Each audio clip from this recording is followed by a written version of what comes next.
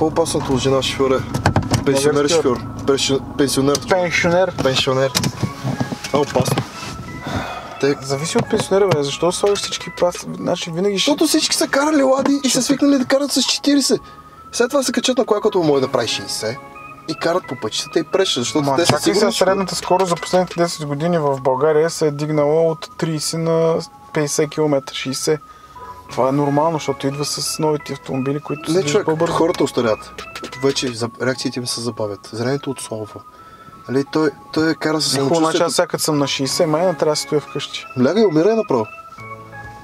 Мисълта ми е друга. Не се ходи тия работи. Да, мисълта ми. Ставаш на 55, край с книжката. Нямаш книжка, забравяш. Не се качваш. Чакай, бе, има хора от 55, има някакви майна, дете цял живот пощял дюнери майна, на 45 го фраснал инфаркта, не може да ходи, не може да гледа. Аз приема на 55 майна, пак съм си...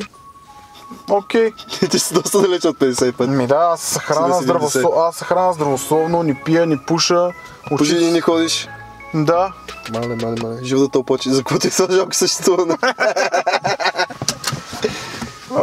Ай, чао, после ще довършим спора. Не го слушайте, той е на колко си? 30? 36. Стар човек.